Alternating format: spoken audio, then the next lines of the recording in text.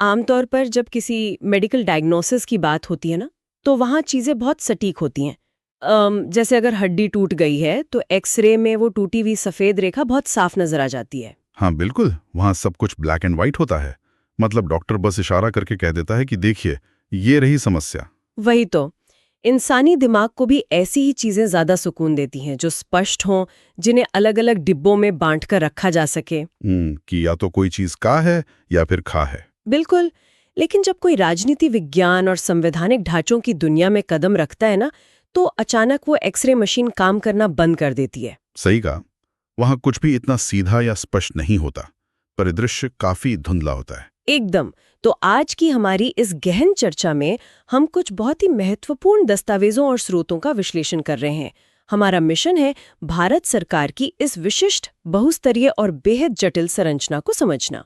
और ये समझना बहुत जरूरी भी है, क्योंकि ये विषय केवल कानून की मोटी किताबों तक सीमित नहीं है। हाँ, इसका असर तो हम सब पर पड़ता है। बिल्कुल, ये एक ऐसा तंत्र है जो आम नागरिकों के रोजमर्रा के जीवन को चलाता है, सड़कों के निर्माण से लेकर टैक्स तक। तो आज हम ये देखने वाले हैं कि भारतीय संविधान एकात्मक यानी यूनिटरी और संघीय यानी फेडरल प्रणालियों के बीच कैसे एक ऐसा अनूठा संतुलन बनाता है जो दुनिया में कहीं और खोजना मुश्किल है। ये सच में एक बहुत ही शानदार विषय है। तो चलिए सीधे मुद्दे पर आते हैं।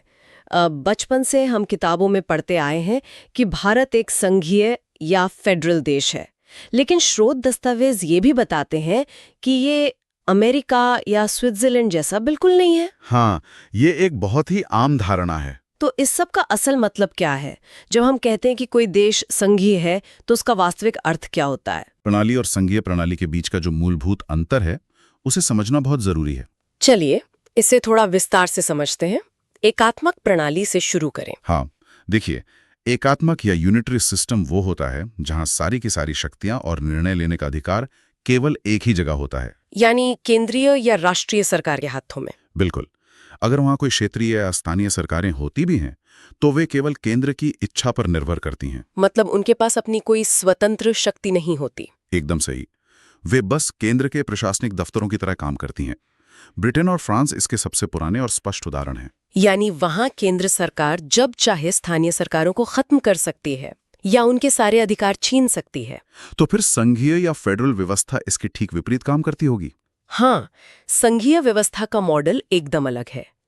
इस प्रणाली में देश का संविधान ही सर्वोच्च होता है और वही शक्तियों को बांटता है। बिल्कुल, संविधान ही केंद्र सरकार और राज्य सरकारों के बीच शक्तियों को स्पष्ट रूप से विभाजित कर देता है। दोनों सरकारें अपने अपने अधिकार क्षेत्र में पूरी तरह से स्वतंत्र होकर काम करती हैं। मतलब राज्य सरकारें केंद्र के इशारों पर नाचने वाली कठपुतलियां नहीं होती। एकदम सही। अमेरिका, स्विट्जरलैंड और ऑस्ट्रेलिया इसके बेहतरीन उदाहरण हैं। दरअसल ऐतिहासिक रूप से देखें तो फेडरेशन शब्द लैटिन भाषा के फ्यूडस से बना है। और फोइडस का मतलब क्या होता है? इसका मतलब ही होता है कोई संधि या समझौता। अच्छा, मतलब ये कि पहले से मौजूद स्वतंत्र राज्य एक साथ आते हैं, एक मेज पर बैठते हैं और एक समझौता करके एक नए देश का निर्माण करते हैं। हाँ, ठीक वैसे ही जैसे अमेरिका के शुरुआती 13 राज्यों ने ब्रिटिश राज से लड़कर अपना एक संघ बनाया था। समझ गए। तो अब भारत की बात करते हैं। आजादी के वक्त भारत के पास ये दोनों स्पष्ट विकल्प मौजूद थे। बिल्कुल थे। संविधान निर्माता चाहते तो एक मजबूत एकात्मक व्यवस्था अपना लेते या फिर अमेरिका की तरह पूरी तरह से संघीय व्यवस्था। फिर भारत ने एक संघीय व्यवस्था को ही क्यों चुना, और वो भी इतने अलग रूप में? ये एक बहुत ही वाजिब सवाल है और इसका जवाब किसी किताब में नहीं बल्कि भारत की भौगोलिक जमीन और उसके समाज में छिपा है। विविधता की वजह से? हाँ, मुख्य रूप से दो भारी भरकम कारण थे। पहला था देश का अत्यंत विशाल भौगोलिक आकार और दूसरा यहाँ की अथाह सामाजिक, सांस्कृतिक और भाषाई विविधता। जाहिर है, दिल्ली में बैठे चंद लोग इतने बड़े देश के हर गांव की जरूरतें अकेले पूरी नहीं कर सकते। वही तो, उन्हें यह एहसास था कि एक संघीय व्यवस्था से शासन की कार्यक्षमता बढ़ेगी। हर राज्य अपनी स्थानीय जरूरतों के हिसाब से नीतियां बना सकेगा, जिससे क्षेत्रीय स्वायत्तता मिलेगी। बिल्कुल, और यही स्वायत्तता अंततः राष्ट्रीय एकता को और अधिक मजबूत करेगी।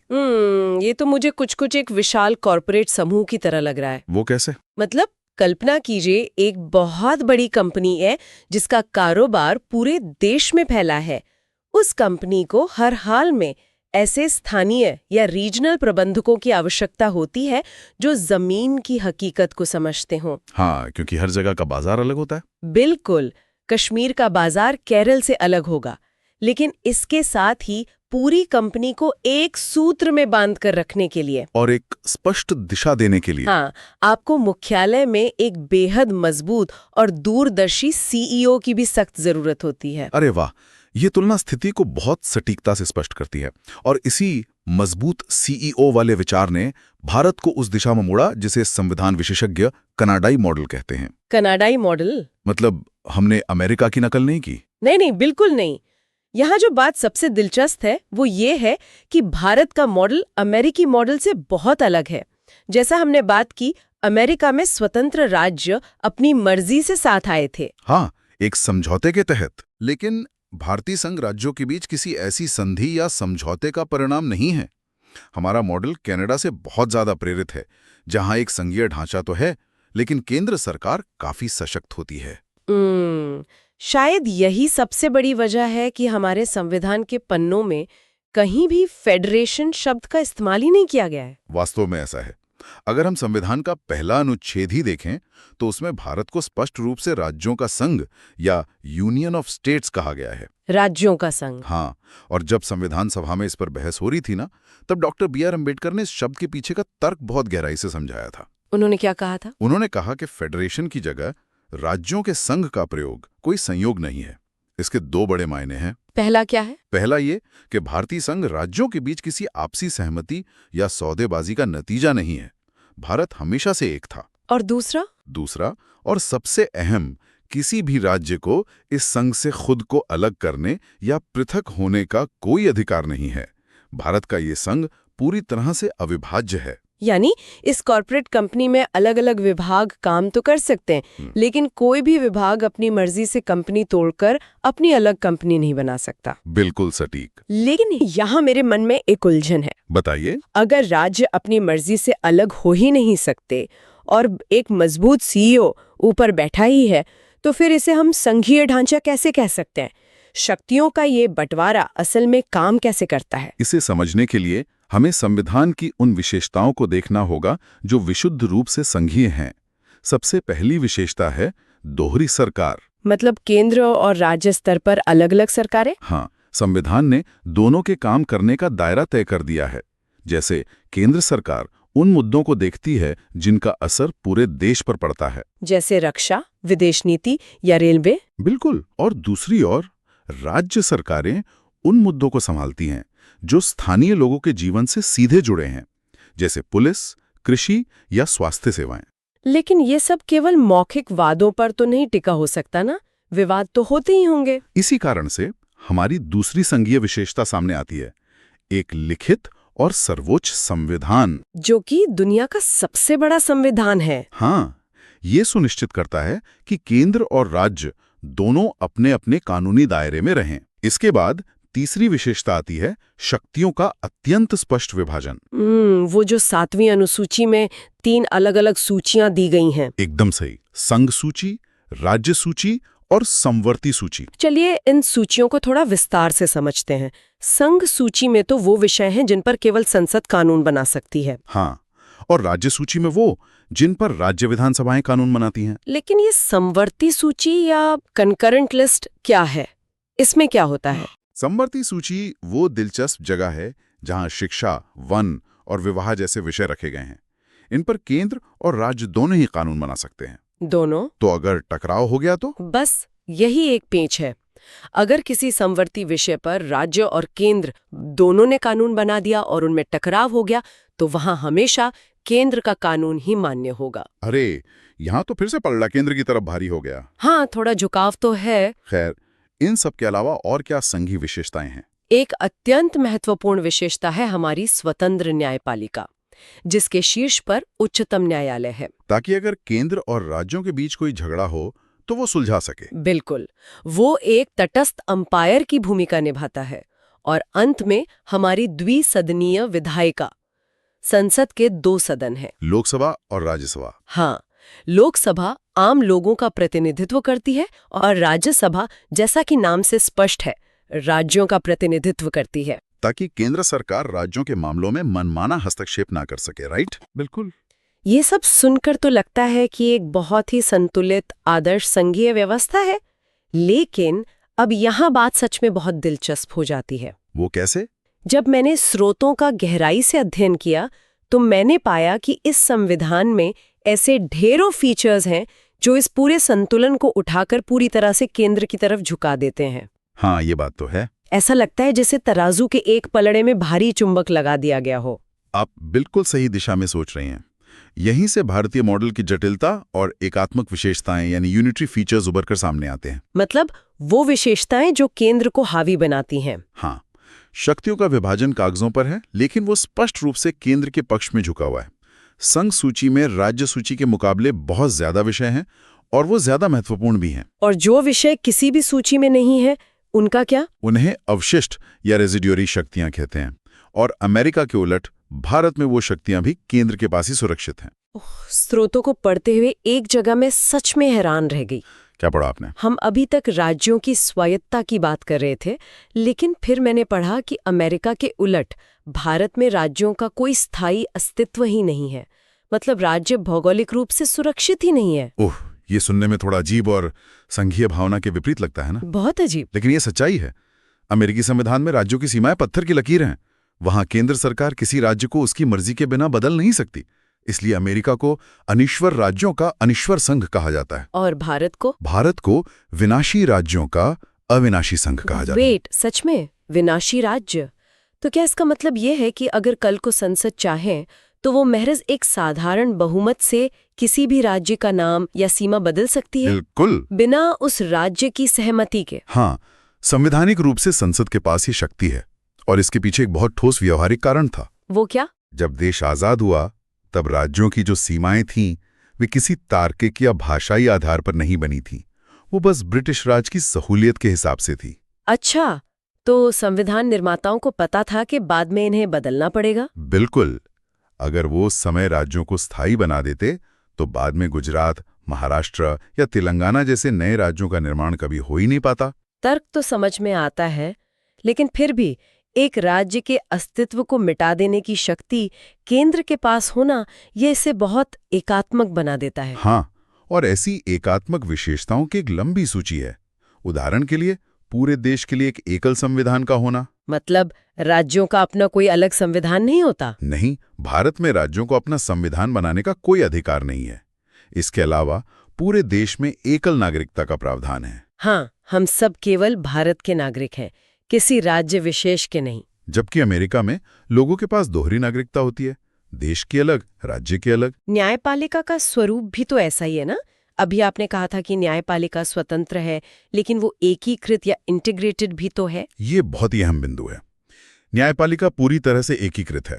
सबसे ऊपर उच्चतम न्यायालय है और उसके अधीन राज्यों के उच्च न्यायालय हैं। अमेरिका की तरह अलग अलग अदालतें नहीं हैं। नहीं, यहाँ एक ही श्रृंखला केंद्र और राज्य दोनों के कानूनों को लागू करती है। और मुझे लगता है कि प्रशासनिक स्तर पर जो अखिल भारतीय सेवाएं हैं, जैसे IAS और IPS, वे भी तो इसी एकात्मक झुकाव का हिस्सा हैं। निस्संदेह, ये अधिकारी राज्यों में काम करते हैं, प्रशासन की रीढ़ होते हैं, लेकिन इनकी भर्ती और प्रशिक्षण सीधे केंद्र सरकार करती है। और इन्हें नौकरी से निकालने का अधिकार भी सिर्फ केंद्र के पास होता है। बिल्कुल। तो फिर राज्य क्या महज रबर स्टैम्प्स हैं? क्योंकि एक और बात जिसने मुझे सोचने पर मजबूर कर दिया, वो है राज्यपाल की भूमिका। राज्यपाल का पद? हाँ, राज्य का प्रमुख राज्यपाल होता है, जिसे राष्ट्रपति यानी केंद्र सरकार नियुक्त करती है। तो क्या ये व्यवस्था राज्यपाल को केंद्र के एजेंट के रूप में स्थापित नहीं कर देती? ये भारतीय राजनीति का सबसे विवादित पहलू रहा है।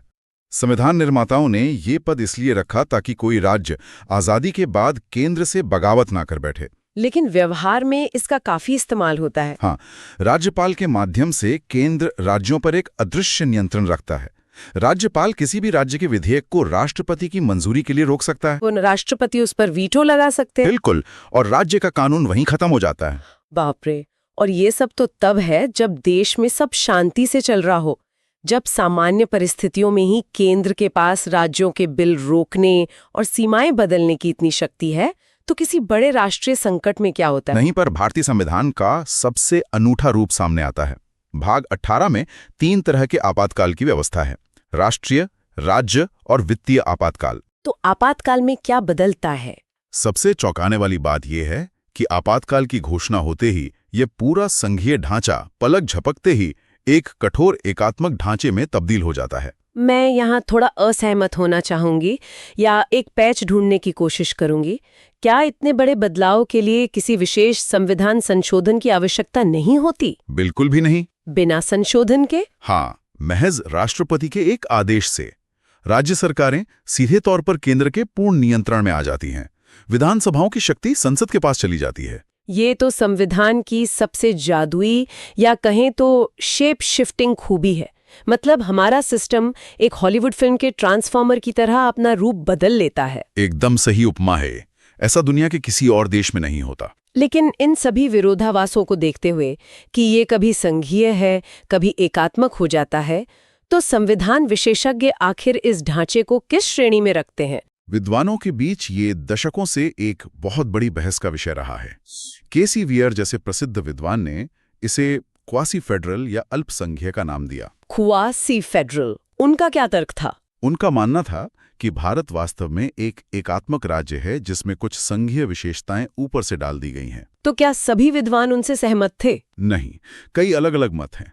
पॉल एपलबी इसे पूरी तरह से संघीय मानते हैं और ग्रैंडविल ऑस्टिन ने तो इसे एक बहुत ही खूबसूरत नाम दिया, सहकारी संघवाद, कोऑपरेटिव फेडरलिज्म। हाँ, ऑस्टिन का कहना था कि मजबूत केंद्र होने का मतलब ये नहीं कि राज्य कमजोर हैं, बल्कि ये आपसी सहयोग से चलने वाला संघ है। तो इन सब विदेशी विद्वानों की बहस के बीच डॉक्टर बी.आर. अम्बेडकर का क्या कहना था? उन पर तो आरोप लगा था कि उन्होंने राज्यों को कमजोर कर दिया है। अम्बेडकर जी का जवाब बहुत स्पष्ट था। उन्होंने दृढ़ता से कहा था कि ये मूल रूप से एक संघीय संविधान ही है। केंद्र कोई मालिक नहीं है और राज्य उसकी एजेंसियां नहीं हैं। दोनों को शक्तियां संविधान से ही मिलती हैं। बिल्कुल। और रही बात आपातकालीन शक्तियों की, तो अम्बेडकर ने कहा था कि वे केवल देश के अस्तित्व को बचाने वाले अपवाद हैं, वो रोजमर्रा का नियम नहीं है। और हमारी न्यायपालिका ने भी तो इस पर बहुत कड़ा रुख अपनाया है ना? हाँ, 1994 का ऐतिहासिक एसआर बोम्बई मामला इसका सबसे बड़ा उदाहरण है। उसमें क्या हुआ था? उस समय केंद्र सरकारें अक्सर राजनीतिक द्वेष के चलते विपक्षी दलों की राज्य सरकारों को बर्खास्त कर देती थीं। इस मामले में उच्चतम न्यायालय ने कड़े शब्दों में घोषित किया कि संघीय व्यवस्था भारतीय संविधान की एक मूल विशेषता है, यानी बेसिक फीचर है। हाँ, न्यायालय ने साफ कहा कि राज्य केंद्र के रहमो करम पर नहीं है, उनका अपना स्वतंत्र संवैधानिक अस्तित्व है। इसके बाद राज्य सरकारों को बेवजह गिराना लगभग नामुमकिन हो गया। चलिए इसे आज की वास्तविक दुनिया से जोड़ते हैं। क्या ये सब सिर्फ कागजी बातें हैं? अगर हम देखें तो राज्यों के बीच नदियों के जल बंटवारे के विवाद दशकों से चल रहे हैं, जैसे कावेरी जल विवाद। हाँ, या फिर महाराष्ट्र और कर्नाटक का सीमा विवाद। ये सब क्या साबित करते हैं? ये इस बात का जमीनी सबूत है कि हमारा संघीय ढांचा महज किताबी नहीं है, ये बहुत ही जीवंत और गतिशील है। राज्य मूक दर्शक नहीं है, वो अपने अधिकारों के लिए लड़ते हैं। और क्षेत्रीय दलों का उदय भी तो इसी का हिस्सा है ना? निस्संदेह उनका सत्ता में आना साबित करता है कि क्षेत्रीय स्वायत्ता एक ठोस सच्चाई है। राज्य जब अपने हिस्से का जीएसटी मांगते हैं या केंद्र की नीतियों का विरोध करते हैं, तो वो एक तरह से अपने अधिकार जता रहे होते हैं। बिल्कुल, ये जो निरंतर संवाद है, राजनीतिक खींचतान है, यही भारतीय संघवाद की असली पहचान है। ये लोकतंत्र के लिए एक बहुत ही स्वस्थ तनाव है। तो आज के इस विस्तृत विश्लेषण को अगर हम समेटें तो सारी ये निकलता है कि भारतीय संविधान किसी विदेशी मॉडल की अंधी नकल बिल्कुल नहीं है। एकदम नहीं। ये एक बेहद व्यवहारिक और समय के साथ खुद को ढालने वाला जीवित दस्तावेज है।